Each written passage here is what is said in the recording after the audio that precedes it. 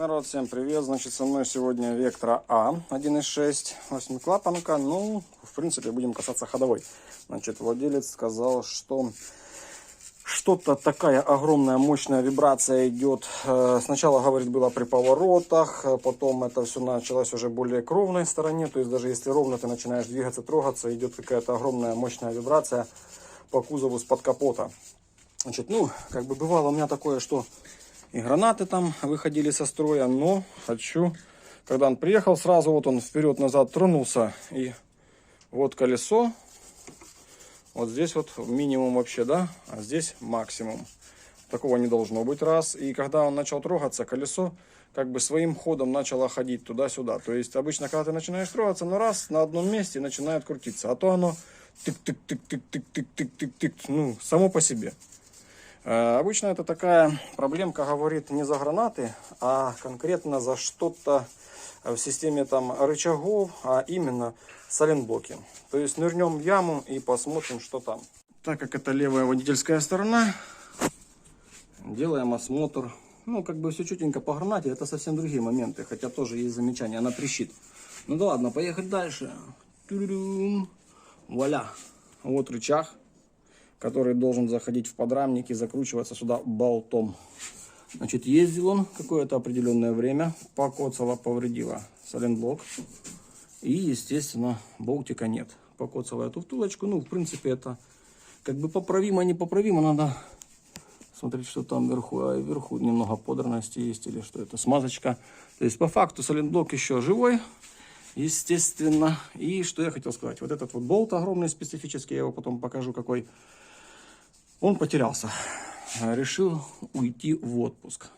Естественно, с таким ездить нельзя. Понятно, это проблема, потому колесо сместилось вперед. То есть рычаг вылез, колесо ушло, и, естественно, будет АБС-ка светиться, и ехать, в общем, по сути, невозможно будет. Какая основная проблема? Не дозакрутили, открутился, может быть такое. Но в основном, тут я уже посмотрел, через подрамник заглянул вот эту вот дырочку в это отверстие и посмотрел. Там типа вот здесь в корпусе автомобиля, в общем, получается типа гайки приваренной. И в нее вкручивается болт. И я туда позаглядывал и посмотрел, там резьбы нет. Вуаля, джекпот. Сняли мы защиту двигателя, народ. И что? Может быть, многие скажут в такой ситуации, там можно что-то поколхозить, там туда-сюда добавить, нарезать, прорезать через эту всю длину, через это отверстие и как бы решить вопрос в эконом-варианте. Нет. Я принял решение, я сниму подрамник и займусь полностью реставрацией этой резьбы. В общем, что-то придумаем. Самое важное, чтобы не было этого подрамника. Подрамник снимается не так уже и сложно. Значит, по этой части, вот здесь вот он идет одно крепление. Ну, у меня здесь магистраль ГУР идет. Она не прикручена. Если у вас там прикручена, нужно отпустить магистраль, если к этим лыжам вот одна лыжа и вторая, если прикручена, то можете убрать лишнее, чтобы не было. У меня ничего здесь не касается. Значит, смотрите, одно крепление. Где оно? Вот второе крепление. Вот третье крепление. 16 грань, 18 грань. Что я поставил на домкрат, подпер, поднял себе, взял гайковертик. Конечно, решает вещи. Дырк-дырк-дырк, с трудом даже, но все чутенько пошло. То есть я открутил эти крепежи. Дальше. Запшикал, завыдехал вот эту вот центральную подушку, которая у нас будет крепиться. Дальше, смотрите, здесь можно будет немного поиграть, но вот идет как бы, ну, типа выхлопная труба, да, и в этот момент здесь есть такая вот гадость, как бы здесь и здесь, ну, типа можно взять, снять, опустить и как бы дать ему ход, то есть из-за чего, потому что ну вот здесь, когда будете играть туда-сюда, может быть, если не будет выходить, получаться, по-моему, я снимал эту трубу. То есть вот здесь, и она падала вниз, вот на этих крепежах оно все падало вниз полностью, и как бы мне доступа более чем хватало. Ну, то есть имейте в виду, скорее всего, придется открутить, а там такое противное колечко стоит, которое может подсекать. Ну да ладно, то есть по факту, вот труба, скорее всего. И здесь, кроме этих крепежей, значит, что? Можно снять шаровые. Вот у нас они типа не заклепанные, а уже мененные. Можно открутить, попытаться туда-сюда колесо сдвинуть, вытащить прям туда. Но, смотрите, если будете сдвигать, то У меня, допустим, по этой стороне, по шрузу, по наружной гранате, я ее буду менять, она трещит, хотя пыльник целый. Она на выворотах трещит. То есть нужно будет откинуть шаровую. Для того, чтобы, ну, рычаг, вот если можно вот здесь, к примеру, оставить, ну, вытащить, там его уже нет. И можно расшатать, рычаг вниз опустить и подрамник убрать. Можно и так попробовать. В общем, сейчас попробую от меньшего к большему.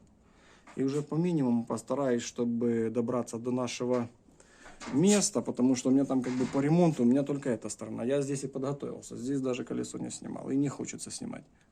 Вуаля, подрамник мы открутили. Значит, одно крепление. Рычаги отдельно повынимал. Резинки стабилизатора.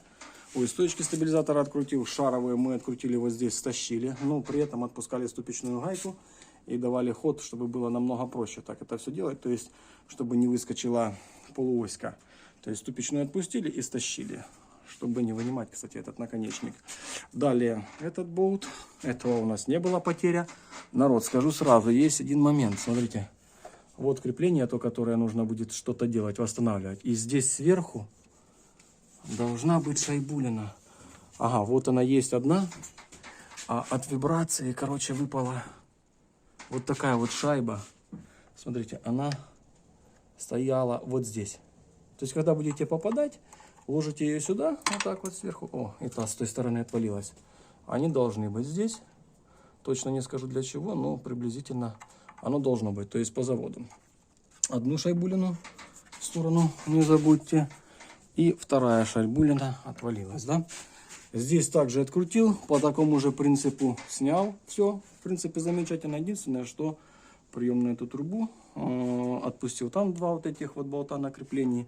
Прокладочка у меня здесь нормальная более-менее. И здесь снял с резинок, чтобы она легла.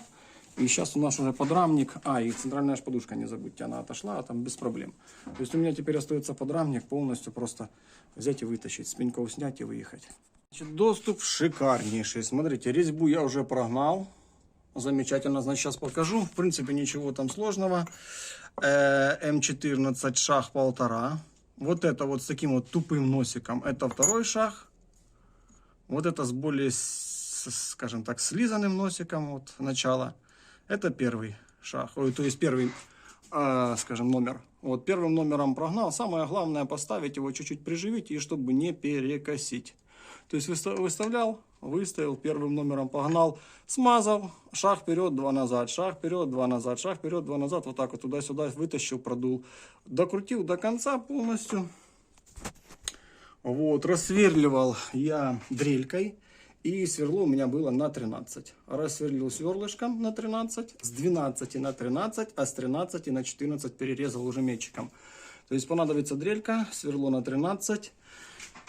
Метчик с резьбой подходящей. И, в принципе, что? Не показывал процесс. Думаю, этого не стоит делать. Тут места более чем предостаточно. И удобства хватает уже. И этот болт, который мне привезли. То есть я скажу так. Вот он. Вот этот болт. Сейчас мы его снова почистим, смажем. При желании, если там переживаете, можно посадить еще дополнительно на фиксатор резьбы. То есть он отлично вкручивается. Просто смотрите, этот болт толще, а этот болт должен быть тоньше. Сейчас покажу. Вот на этой стороне вот этот болт. Вот он, в принципе, да. А вот этот тоньше, который идет, который мы тоже перечистим. То есть никаких моментов нет. То есть можно было бы, конечно, если восстанавливаться под этот самый, под оригинал, то там нужно было бы делать или ремвставку. Вот, с резьбой, или просто перекрутиться под больший болт. Поэтому, как бы, по меньшему пути сопротивления я померил. Этот болт влазит и в сайлентблок, и в раму, и в корпус. Все четко становится, то есть зазорчик там небольшой остается.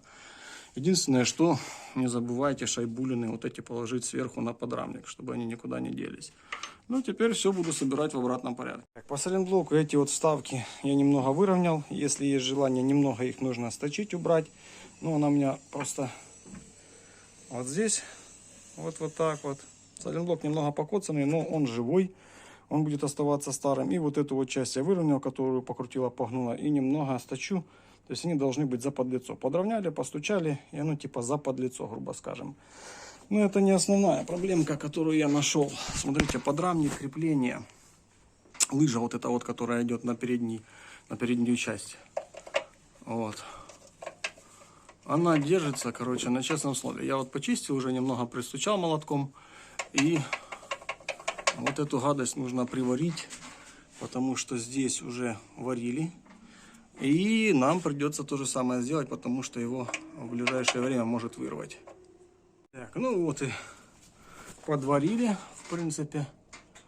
То есть чистил лишнее, там кое-где сопельки были. Ну, вообще идеально старался, чтобы, ну, как бы понятно, выше вот этой вот части не должно быть. То есть замечательно. Здесь даже никто не чистил. И все-таки прикрутилось. Я свое почистил. Сейчас обработаю. В принципе, можно собирать. Все, народ. Собрал. То есть начал собирать. Поставил, затянул. Бляха-муха. Затягивая этот, тот обычный стандартный, здесь обрывается резьба. И то не просто с дуру, я просто начал подтягивать. То есть подтягивать, я не говорю, что там гайковертом лупил или еще что-то. Гайковерками я раскручиваю. А вот именно подтягивать начал через трещотку, головку, чик, и слышу, резьба должна затягиваться, а она прослабляется. Ай, пипец, короче. Что? Опять все по новой сняли. Вытащили подрамник, сделали такую же самую ерунду с этой стороны и пересверлили под этот большой болт. То есть они здесь, я, короче, вот этот вкрутил, не вкрутил вот этот болт, который здесь, теперь он такой же и здесь. То есть они, этот больше, этот меньше был, но теперь они стали равные. Вот, значит, похоже, смотрите, два болта вот таких одинаковых здесь и два болта вот здесь в сайлентблоке и здесь. То есть они одинаковые между собой. Суть такова, что один сюда, один туда, один туда, один туда. 4 одинаковых маленьких, по идее. И вот эти вот два больших средних. Что я сделал? Из того, что было, закрутил. Вот отсюда не докрутил один. И здесь не докрутил один. Здесь у меня один есть. Я его возьму типа как образец. Ну, на всякий пожарный, на разборку поеду искать. Ну, докрутить можно уже без проблем. Я поставил, машину раскатал, покатал, обтянул сайлентблоки, затянул в настоящей машине. Эти болты у меня просто мимо. Я попробовал, у меня они вкручиваются без проблем, их просто нет. То есть один я мог бы закрутить, и что? Нужно еще один второй же, такой же с этой стороны. То есть пока взял чисто для образца визуального на разборку. То есть, в принципе, может быть, он не понадобился, но тем не менее, чтобы было проще искать. Так, по доп. Работам. Когда я разбирал полуоську, вот это вот я вытер масленочку, заливную пробку, да, это заливная пробочка для масла в КПП. То есть я когда вытаскивал полуоську и менял там пыльник на полуоси, вот с этой стороны, когда полуоську вытянул, жижи вообще не было. Поставили мы машину настоящую, я бы показал, короче, аж вот здесь вот я рукой где достаю, вот пробка на 13 грань. Я взял длинную головку, удлинитель, трещотку. И вот так вот, короче, отсюда вот с того края открутил эту пробку. Это пробка типа уровень. Почистил там магнитик, короче, весь был в какашках. И что? Начал доливать сюда. Поставил лейку, начал доливать. Значит, влезла сюда литра там плюс-минус с копеечками. И все, жижа потекла с того контрольного окошка. Я закрутил, то есть по факту литра фана не хватало. Вот этого вот масла, да, то есть это, по сути, грубо скажем, половины не было. То есть, слава богу, не сухая, но половина это тоже много. И по допу у меня еще владелец попросил, у него плохо втыкается первая передача, я говорю, как бы плюс-минус. Первое, что нужно сделать, это сделать регулировку или перерегулировку. Смотрите, здесь в салоне нейтральная, а здесь, вот здесь вот есть пымпочка. Сейчас я ее вытащу. Вот такая вот пымпочка в коробке есть. Ну, блин. Вот здесь. Видно, не видно. Вот здесь. Короче, она просто вытягивается. Есть некоторые вщелкиваются, а здесь по старинке вытягивается. Сейчас мы ее вытрем. И что? Мне понадобится сюда сверлышко. По-моему, на 6. И, короче, в салоне на нейтралочке я поднял этот чохлик. Ну, действительно, попробовал. Короче, вот она фиговастенько. Включается именно первая. Короче, надо вот так вот довтыкивать. чтобы получилось. Думаю, сейчас попробую перерегулировать. Все остальные вроде бы более-менее норм. Значит, что мне понадобится? Здесь берем сверло. Поставляем, короче, 2 отверстия. А там фиксируем. Блин, я сейчас, наверное, покажу. Значит, чтобы это все выставить, я там болт завыдешкал. Сейчас покажу, который болт нужно регулировать. Короче, смотрите, вот мы идем вдоль коробки. Ну, это кому интересно, кому нет. У меня отдельные видосы есть. И вот, короче, выходит тяга на кулису, на вертолет сюда, да. Вот эта гайка завыдешканная, ее нужно отпустить. То есть нейтралка там, допустим, здесь пока ничего. Изначально, чтобы начинать все регулировать, нужно отпустить гайку, потом зафиксировать там и затянуть гайку. Сейчас покажу. Так, бывает такое, что снизу там гайка типа цельная, как прихваченная до корпуса. То можно настроиться вот здесь на болт.